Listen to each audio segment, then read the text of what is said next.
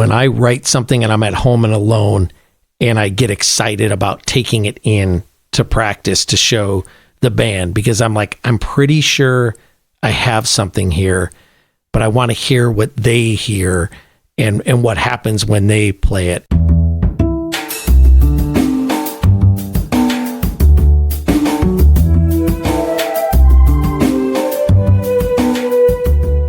This is Champagne is Also a Band podcast. One songwriter, one song.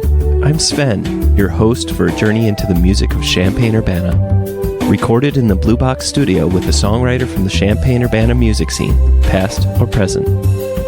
Champagne is Also a Band podcast is proud to be a part of the Champagne Showers Podcast Network.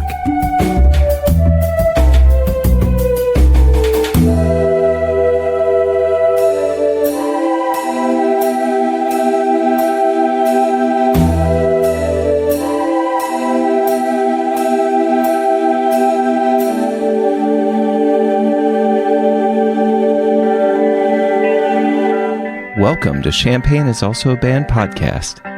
Today, I have Jeff Julian from Vaudevileins.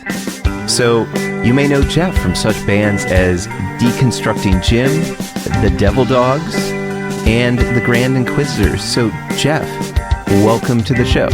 Thanks for having me, Sven. I appreciate it. Excited. So today we're going to be talking about your song, Erase the Truth, which was off of the album Lights Out, which was released this year and was recorded by Mark Wyman at Tone Good Studio. So without further ado, let's listen to the song.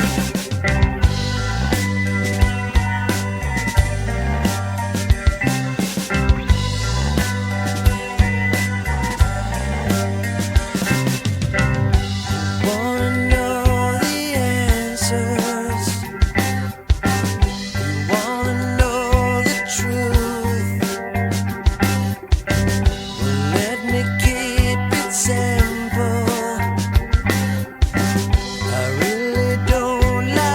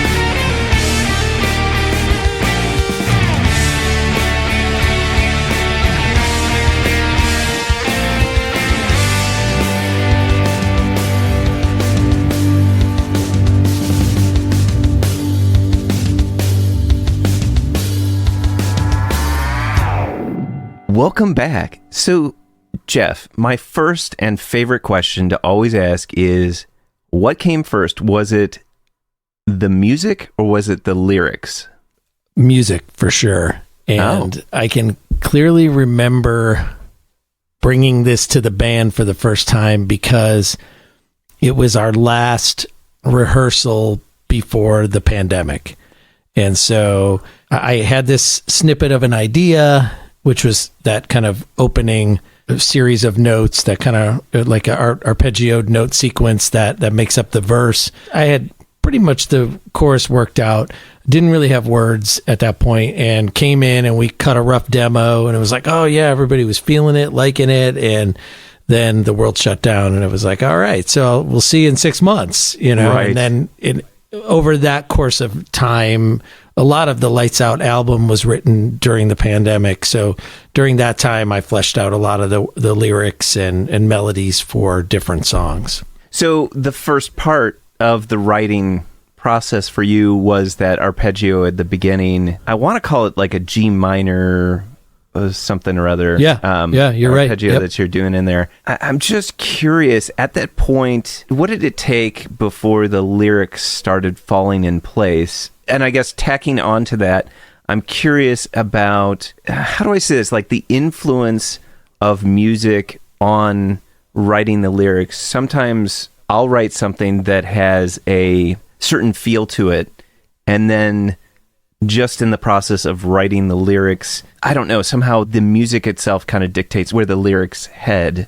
Did that make sense? I'm sorry if I rambled a little bit, but I'm always overthinking everything. So I'm just curious how... I think it's a great question, and it's something that I think about a lot, because when you're writing, there's a certain amount of mystery to the craft where, something appears out of, you're just sitting there with your guitar and you're screwing around with different chord progressions or combinations, or, oh, what if I pulled my finger off here and just played this?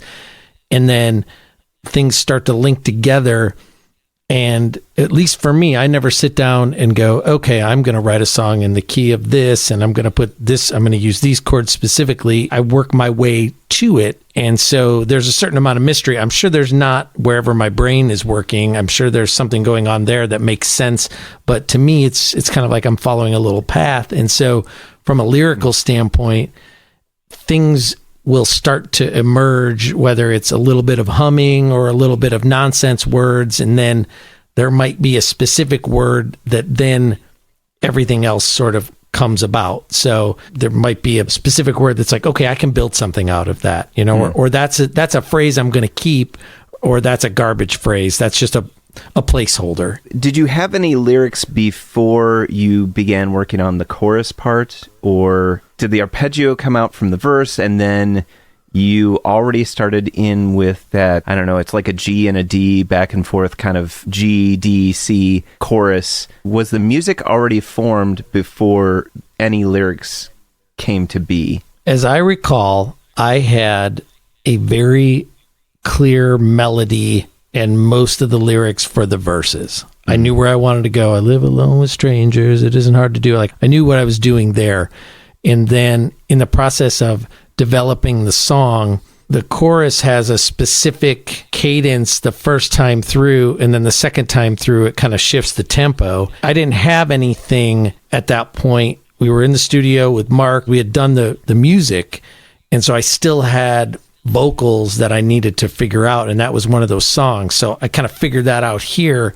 And what was really hard is I actually realize now that what I thought was going to be the harder part to come back and learn to play live was actually the easier part, and other parts were more difficult to me, because I thought, oh, that's going to be complex because we're shifting a bunch of times rhythmically, and that actually ended up being the easy part, and the other part was difficult. And it can also be one of those things where your mind tricks you too, and it's like, I don't remember when I had that, but at some point the lyrics developed later, and that's usually how my writing process goes. Music first and then lyrics. I've only had one time where the lyrics drove the song, so most of the time it's the other way around. Was the first verse the first thing that you ended up writing lyrically? Because I'm curious about... so there's a reason I say that, because I always look at lyrics in a narrative structure, and I start talking about, like, is the first verse what's happening now? Is that now? Or is that someone telling a story of, I used to live with strangers, right? Or right. Is he saying, like, I currently live with strangers? And to me, maybe that question is more fun not answering, because in some ways, what is more sad is it that he's telling this story about how I used to live with strangers, but then if he's living with strangers now, that's really sad, because there's not that connection. Right. So I mean, I don't know how. My wife would be really pissed off if she found out I was referring to her as a stranger or strangers.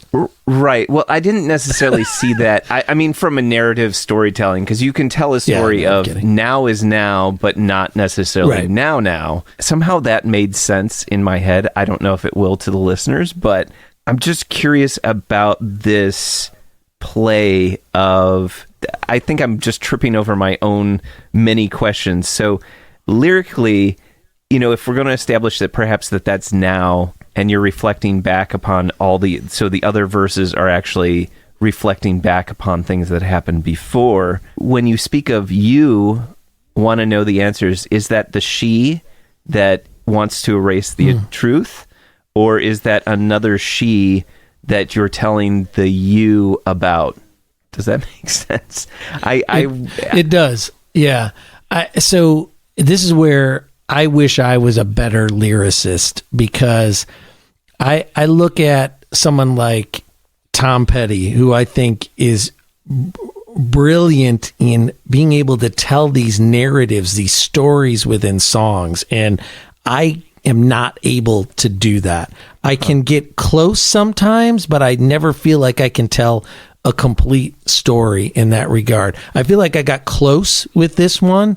And so in a lot of ways, again, set yourself back in 2020, 2021, we're isolated, we're in turbulent political times, we're surrounded by folks who are lying to us constantly, right? This is a song about liars, okay? At the end of the day, trying to erase the truth, trying to escape the truth. And to me, that's what that chorus is about. It's this idea that you can erase whatever you want, but there's always going to be the truth somewhere. You'll continue to show who you are based on your actions. So you can erase the truth from the past, but you can never erase the truth that's going to happen, right? And you can't escape the truth no matter what you try to do. That is the political commentary. The verses are more just storytelling about loneliness. Like that first verse, I live alone with strangers. It isn't hard to do. They walk along beside me, stick their hands right through. That stick their hands right through is a ghost reference, or like a memory that I'm not really living. That character's not really living with anyone, because they're either gone or they're memories, or they're ghosts. Honestly, I was thinking about in a relationship sense. I don't know, whenever someone mentions a she or, connecting with a person, I found it really fascinating with the I sit alone with you, I look into your eyes, and then is that the she that you mentioned before that wanted to erase the truth? And maybe I took it less from the perspective of a liar and more about, like, if we did indeed have a relationship that in some ways you want to forget that you actually cared about this person, or you want to lie about the fact that you may still care about this person, how it really sucks to see someone still doing well. You know what I mean? Like, I wish you were doing worse off, if after we broke up. The thing that kind of tipped it for me was this 15 years later. As I get older, 15 years later doesn't seem that long ago, but these ideas of finally seeing a person face to face again, and having that, you also seem to be pretty lonely, or you seem to also have that sadness too. Maybe having that hope of, well, maybe you're sad because we're no longer together, and thank goodness, because I kind of felt that way too. Maybe your intentions were not that, but that you've kind of created a new narrative for me to understand, even without the existence of your specific intentions, which I just, that's one of those things that I just love, because what does it mean to you? Right. Yeah. And I think you're onto something, and I like your interpretation of it. And I think that's what's great about songs, right? Is that the writer can think one thing and someone else can pull their own meaning out of it. And that makes the best songs. When I think of your interpretation, I think you're right, because in this particular case, there's a dichotomy of the micro in this like relationship that's being described, and then the macro of erasing the truth or escaping the truth, and kind of like a big macro level, what I was talking about before, kind of from a political perspective. So certainly there's some kind of relationship being described one-to-one in those verses, but even a relationship like that could be a stand-in for your own relationship with the truth, your truth, the truth that people say about you, the memories that you have, that as you get farther and farther away from them, the murkier they get, and you're like, is that really what happened? Or am I remembering what I wish had happened? Or am I remembering my perspective and hoping it was this way? And so anytime you talk about the truth and lies and what's real and what's not real, it's so complicated, right? I mean, that's our whole world. But again, I like where you're going, and I'm going to adopt that as my official party line on this song.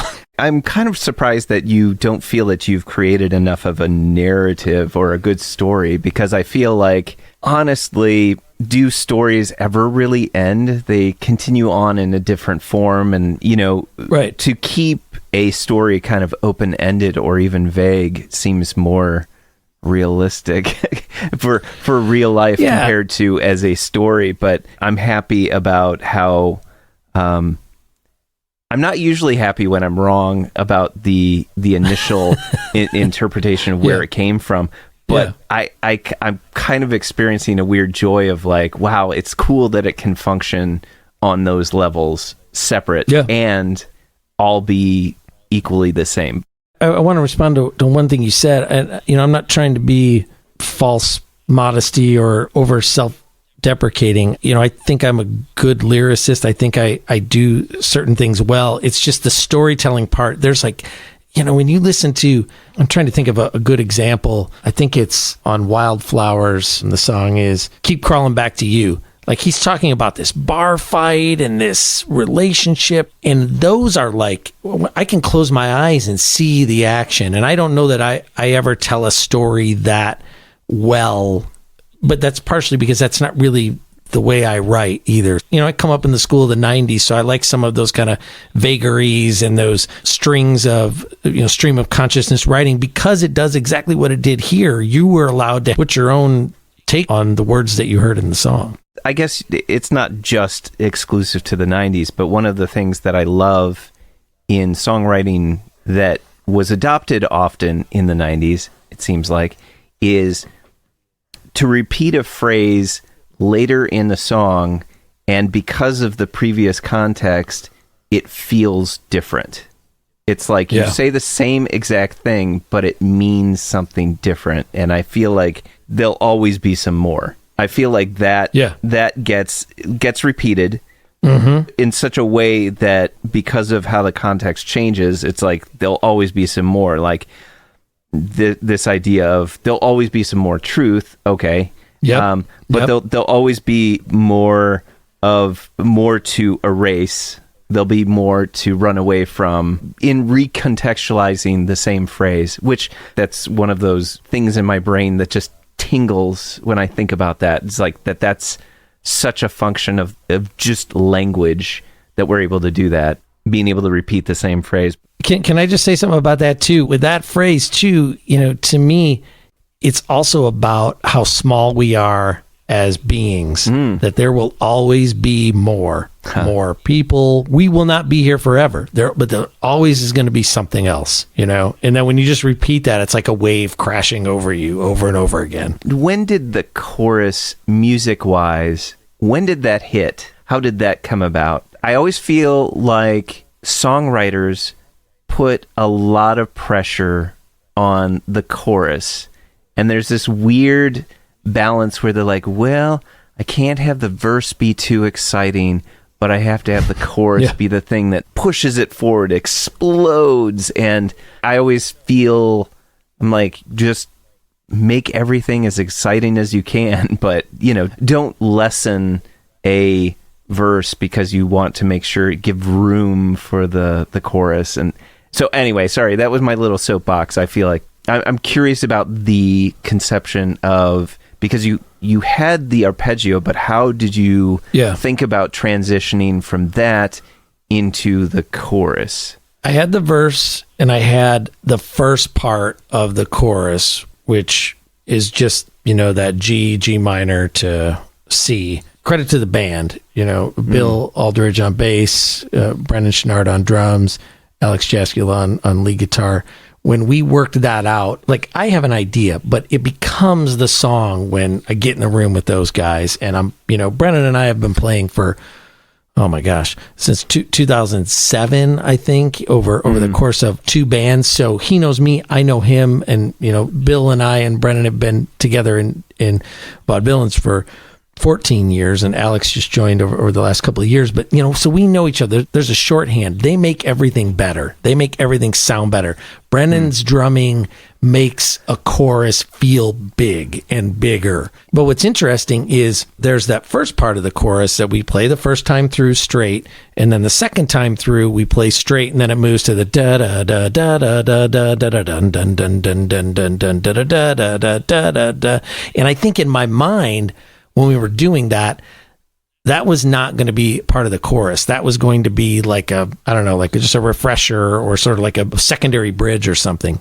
Then when I went back to write the chorus and the melody, I was like, wow, if I sing the same thing over this, it works really well, and I don't have to change anything, but it feels completely different because of the way the song is being played differently. And so that was a happy accident. That was purely a happy accident, and I love it. And this is definitely one of my favorite songs of ours, for sure, without a doubt. It was fun to write. It's fun to play. I think it's layered with meaning, but that's, credit to the band, because that's when songs start to become songs beyond, sometimes I have a full idea, verse, chorus, verse, words, bring it in. Other times I have a snippet, but no matter what I have, it becomes bigger and it becomes a Vaudevillains song when everybody contributes on it. I put that down as kind of the modulation, where it's like the extended chorus, but it also extends into the bridge of he stays inside because he knows he's wanted nowhere. And now it's funny because I had a certain thought, and now I'm thinking about, well, this in the context of the pandemic of like, what is actually the thing that's driving him to not be anywhere or nowhere? Yeah. But I also, how that came about without, how should I say, effects. Maybe I'm not understanding what is exactly going on sonically or effects-wise, but I want to say like the multi-polyphonic kind of action that's happening in there. Yeah. I wasn't sure if that was people interjecting or a delay that's making that happen, but it's kind of this neat effect because what it gives you is this out of focus, like kind of like everything's like if it were a camera lens, it would be like crystal clear. And then as that bridge comes in, everything starts getting more and more fuzzy. And then it becomes these kind of blobs of things. I think that actually lends itself really nicely into the final, I'm going to say the final chorus, as it were. Right. She said, escape the truth, is because that gives you this nice like point of like, boom, clarity. And that's maybe an oversimplification, but I'm curious about the development of the bridge. And I know I went really specific and now I'm going super broad, but I'm just curious how that came about.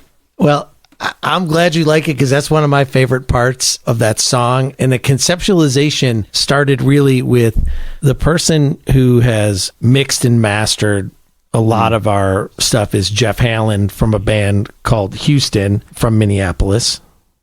Get your brain around that, a band called Houston from Minneapolis. But anyhow, so Jeff's been mixing and mastering a lot of our records for a long time. And I was actually listening to his band Houston's new album, their third LP, and he has this part in one song where there's just vocals just everywhere, kind of crashing all over. And I was like, I love that. I love the chaos that brings, right? And so, if you're thinking about, to your point, does a song go hard the whole way, or does it have these peaks and valleys? So, you're coming off of that chorus, and then you get this kind of crescendo from that bridge there where, it starts lower and slower, and then it just builds and builds, and the vocals are kind of popping all over, and then it drops off, right? So you get that kind of feeling of, I'm here, and then I'm back down, and then boom, you get hit with that last chorus, right? And that drives everything out. I was here, where I'm at right now, in my basement, and I was listening to demos, and I was trying to finish up vocal ideas because I was going to do a session with Mark on my own to record the vocals. And again, back to, I wish I could say there was some brilliance here, but I'm just sitting, listening over and over, and I'm humming, and then all of a sudden this phrase starts popping in my head. And I think first it was getting that melody, da, da, da, da, da, da, da, da, da, da, da.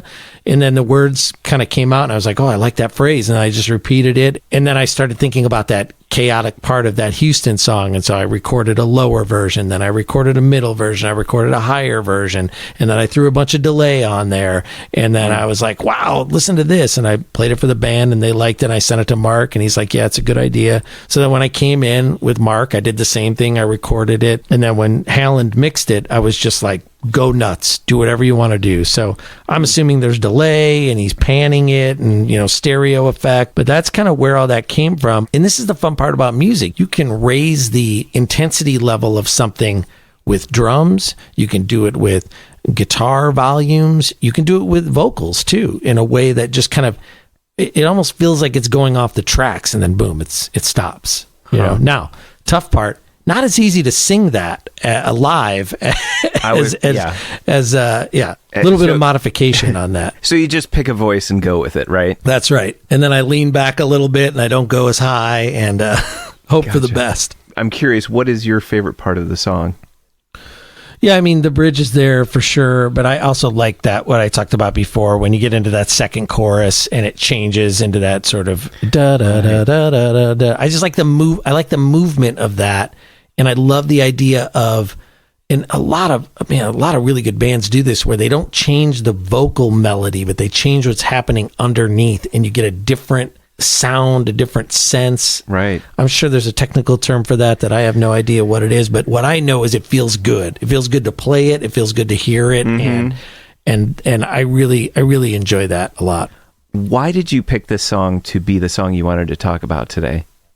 Like I said before, it's one of my favorite songs on the new album. It's one of my favorite songs that we've written in a long time. It's the one I think I was most excited to first play live and to first share with folks. It was the first single. It's a really good encapsulation of the band we are right now. It's a well-written song. I think the performance is good by the band. I don't know. I'm proud of it, and it's something that I'm very happy to be able to show someone and say, oh, if they say, what's your band sound like? That's where I'm going to take them. I'm going to say, I think this is a encapsulation of who we are. It was fun to write. I think something that always sticks with me every time is when I write something and I'm at home and alone, and I get excited about taking it in to practice to show the band, because I'm like, I'm pretty sure I have something here, but I want to hear what they hear and what happens when they play it. And then when they played it, and it was like, oh, I can't stop grinning when we first play it together, because I'm like, oh yeah, it is. Actually, I was right. It is going to be a good one. And then you refine it over time. And so those are the kind of memories that stick with me about certain songs, when you're like, oh yeah, I remember it was going to be a good song when it was first a little baby song that, didn't make much sense. And then it was good till the end. Now good, relatively speaking, I'm saying it was good, but who knows what other folks think. But I had a really good feeling, I think is what I'm saying. And that feeling has stuck with me. And that doesn't always happen. Sometimes I have a good feeling when I write it, and by the time we're done with it, I'm like, whatever. And you did mention earlier, Vaudevileins has been together 14 plus years, something like that? Yeah, since October of 2010. So we'll be coming up on 14 years together. Wow. I'm sorry, but 2010 does not feel like 14 years ago. I'm like, that was just yesterday. Right. I find it fascinating with some of the bands that have had longevity on their side that there's obviously a trust. You know, you're able to bring a song, maybe ill-formed, whatever baby song, as you said before, and then allow them to polish it, allow them to put their own voice to it. This is just me speaking from impressions that I'm getting from the way that you're talking about the writing style of you bringing a song to the band and having it be better than maybe what you thought it could be. Yeah, no, I think you're right. And that's just been the way that we've always worked. And certainly if I have something in my mind, I might say to Brennan, hey, can you try to play the drums like this in my terrible way of describing what drums are played like? And I'm sure he rolls his eyes and says, okay, yeah, let me translate that into something that actually makes sense. But my point is, I don't try to tell anybody how to do their thing, because they're there because they do their thing really well, you know? And then we go through iterations of arrangements and, should we try this, do this twice, whatever. Bottom line is, it doesn't become a Vaudevillains song until we've all put our stamp on it or had our hands on it or put our imprints on it. Otherwise, it's just my song, or it's a song idea, and that's not the point.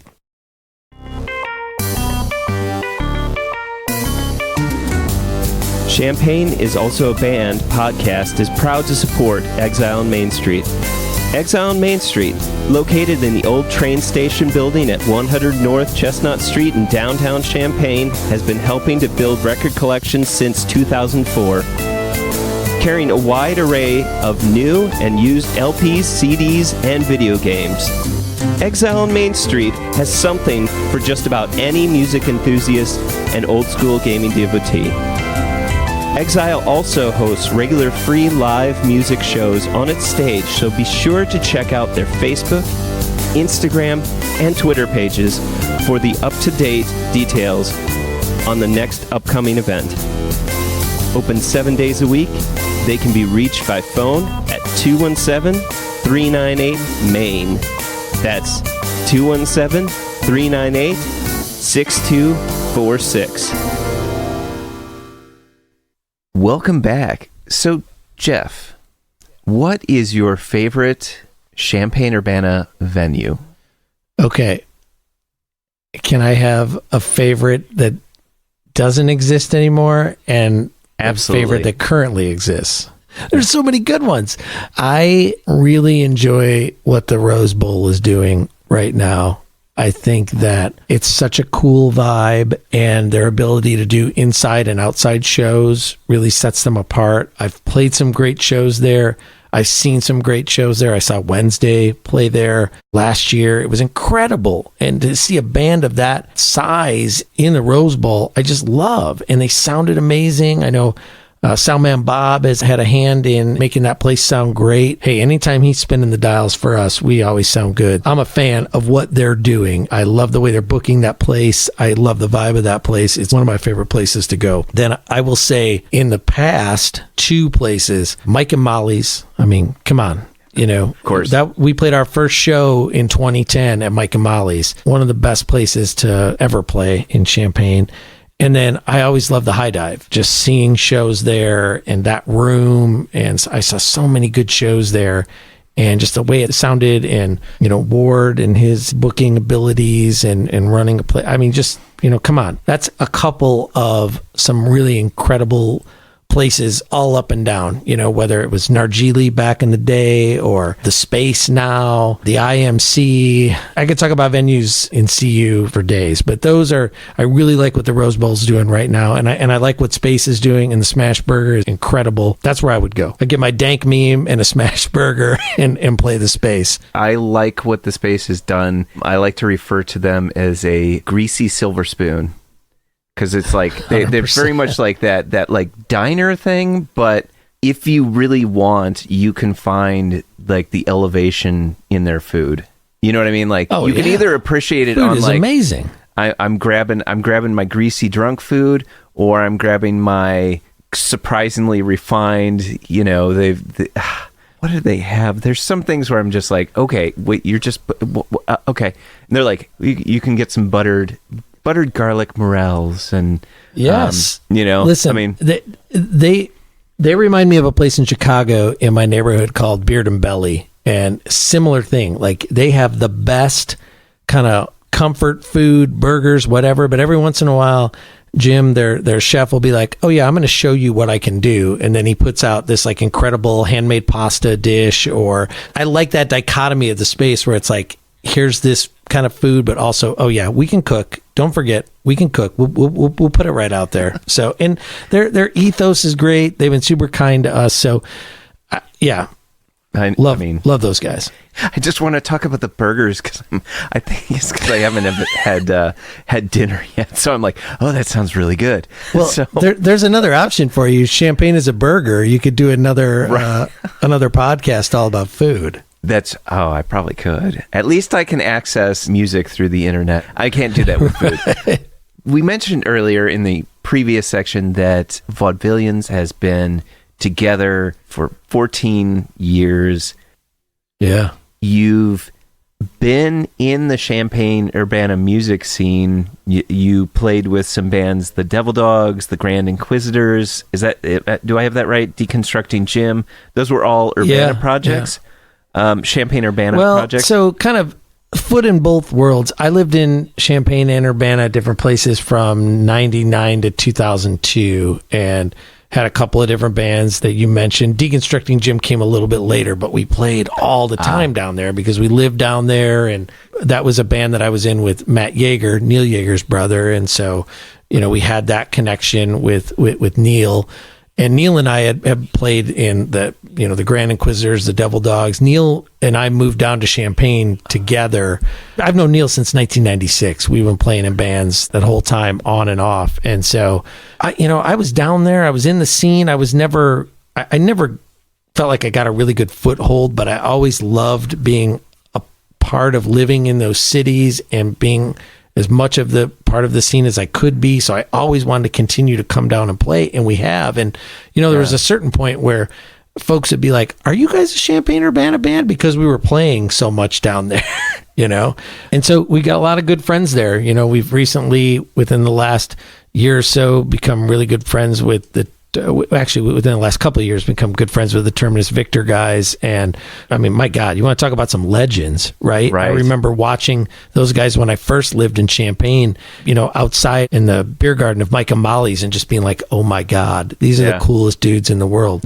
And then you get to meet them and you're like, oh yeah, they are the coolest guys in the world. I don't know. I'm totally digressing, but yeah. I mean, it's still that will definitely go in as one of my favorite interviews when episode 127 with them recently. Just honest, kind people that they've been together for so long that there's this trust in terms of how they write music, and that they kind of grow. They're very genuine. It was a great interview and I really enjoyed it. So I don't mind gushing about Terminus Victor. And I don't want to jump ahead of you, but I know you're going to ask me about what makes a great scene. And that's what makes a great scene is people like Don and Scott and Terry and the folks at Rose Bowl and the folks at the Space and Neil Yeager and specifically Isaac Neil Arms. Yeah, right. 100%. If Neil is in the audience of your show, you're going to have a good show, whether there's one person or 1,000 people. Okay. Cause he's going to bring the ruckus and he's having a good time and you have a good time.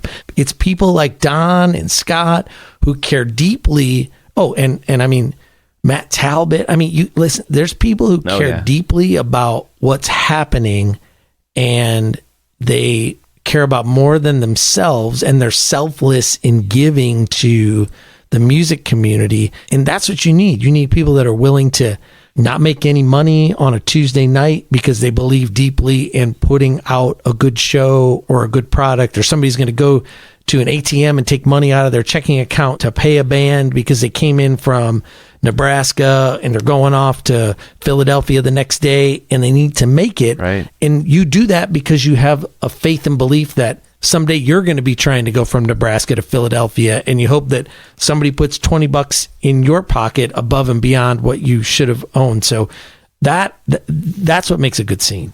there's something that you kind of brought out that I'm not sure I can articulate back to you, but one of the things that I keep thinking about is like, what makes a great scene is when people look at the scene as something bigger than just them, and that they are willing to see within that context of, if they participate and that they contribute, that they also are part of that bigger thing. I think that's really hard for some people to grasp, but to feel a part of something bigger than yourself is a very, I mean, not in a religious sense, but I mean, like, it is a really empowering thing to realize that there is this larger picture to it. And I, not to overly metaphor, but I kind of, when you mentioned folks that were making the scene better, that being part of that bigger scene or being part of that bigger picture is what is rewarding about that scene. So anyway, I just, it was just thoughts that I'm having from what you said. I agree.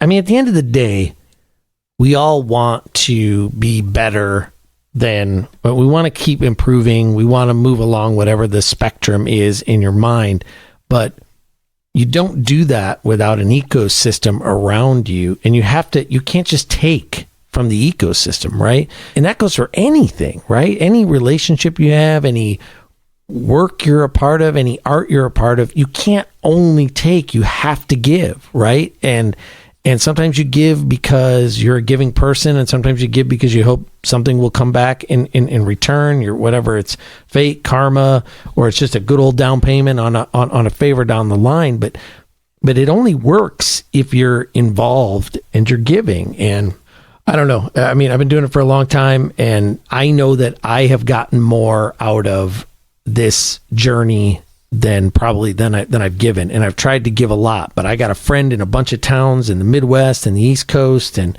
I've got a ton of great music and a ton of good memories, and I wouldn't change any of that. I might change playing in Memphis on a Tuesday night to nobody when the bartender and the regular walked out of the bar. If I could change that, I might, but I mean, it happens, right? Champaign is also a band podcast is proud to support Jubilee Cafe. Jubilee Cafe is a free weekly meal program at Community United Church of Christ, 805 South 6th Street in Champaign, Illinois. Jubilee Cafe serves a home-cooked meal from 5 to 6:30 each Monday. Their mission is to feed hungry people by cooking healthy, delicious meals and by serving their guests restaurant-style with servers waiting on tables. Jubilee Cafe is open to anyone who cares to eat with them. Because food insecurity among students is so high, they serve students as well as others in and around the Champaign-Urbana community who struggle with hunger. Meals are free to all and will be served each Monday evening, located in the accessible lower level of the building at 6th and Daniel Streets in Champaign. For more information on the meal or how to volunteer, go to the Jubilee Cafe CUCC Facebook page or email them at jubilee.cafe@community-ucc.org. That's jubilee.cafe@community-ucc.org. Welcome back. So, Jeff, what is your favorite non-musical thing or things? Wow, that is a very existential question, and I love it. I think I have several favorite things. One would be traveling. I'd love to see other parts of the country, and when I get to another part of the country, I'm always looking for a couple of specific things. I'm looking for the craft beer, so where's your breweries? I'm looking for a really good music venue so I can see some local music. And then I'm looking for your best dive bar. So where's the place that you're just like, oh, wow, I don't want to touch the floor, but I want to get a beer here and a shot, and I want to experience this bit of culture in the scene. And I love to eat too. And I think that's what appeals to me so much about being in the band is we can get in the van and go to Indianapolis, or we can go to St. Louis, or we can go out to, Philadelphia or New York, and you're in a different city and it's like, oh, I want to go here. I want to go there. So I got a great partner in Janet, and we travel a lot, and that's what we love to do. We love to check out the local scenes and get into the art community, and so that I really enjoy traveling. That's one of my favorite things to do, and everything that goes with traveling. Well, and you certainly pointed out some of the best things about hitting, I don't know, different cultures, as it were. Like, it's about the food, it's about their creative endeavors. Those are the things that end up really speaking about a culture, because it shows you what they value.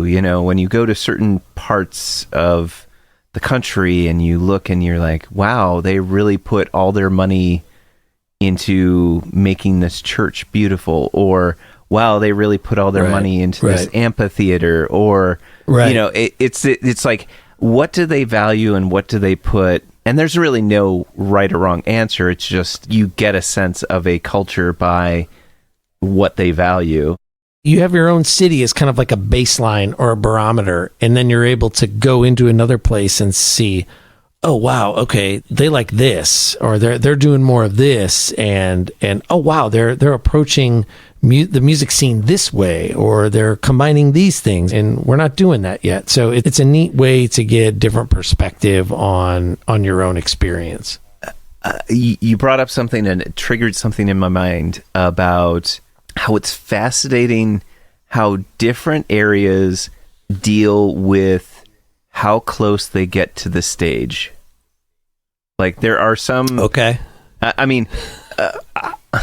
I don't know, Champaign-Urbana, I love them to death, but a lot of the shows, it's like there's a bubble in front of the stage, right? Kind of like I've been to other places and I've seen the same band in different areas, but the people will just be like, you'd be afraid that they were getting crushed up against the stage, kind of thing, right? Like, because they're so close. Right. I don't know what that is. Like, I don't know why that behavior is the way that it is. And honestly, like, I would never want to get too close to the stage either. So it's definitely ingrained, but I just find that fascinating that there's that, again, seeing how other folks deal with music and interact with creative endeavors is always really fascinating. And so, but what's your favorite place that you've visited, or you're dying to go back to? I really like New York City. I just love the energy there, and just the bigness of that city, and just the people, and I don't know. Every time I go to New York, I have a fantastic time. Now, I'll tell you a place I just went to recently that I'm looking forward to going back to is Seattle. I just went to Seattle for the first time a couple of years ago, and you want to talk about art scene, music scene, beer scene, and then you stand in the middle and you're like, I'm in this amazing metropolitan city, and there's the ocean, and there's these mountains, and there's these forests. I mean, it's incredible. It's beautiful, and I just felt very, very at home there as well. So, but I'm a sucker for New York. I'm looking forward to my next time back there for sure. Well, Jeff, thank you so much for being on the show and chatting with me and telling me about your song Erase the Truth, and the Champaign-Urbana music scene, and what makes a good music scene, and your favorite non-musical things. And I mean, I'm happy that technology allows us to chat and have a conversation over the interwebs, and this has been a pleasure. So I really appreciate you having the conversation with me. Hey, thank you for having me. Keep doing what you're doing. Your podcast matters, and it helps people get the word out about the Champaign scene and their bands. So thank you for doing what you're doing, and thanks for having me and promoting the band. Really appreciate it.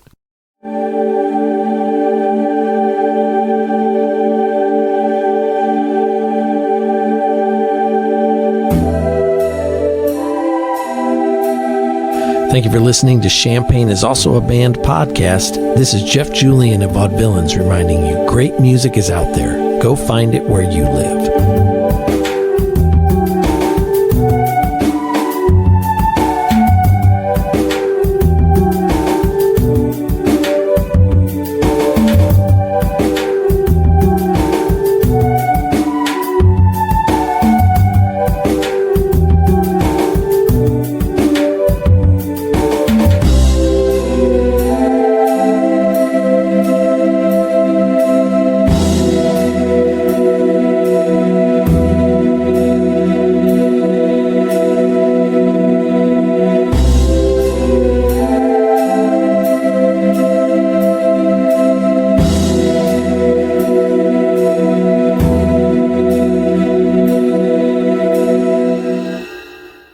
That's a wrap. Champagne is also a band.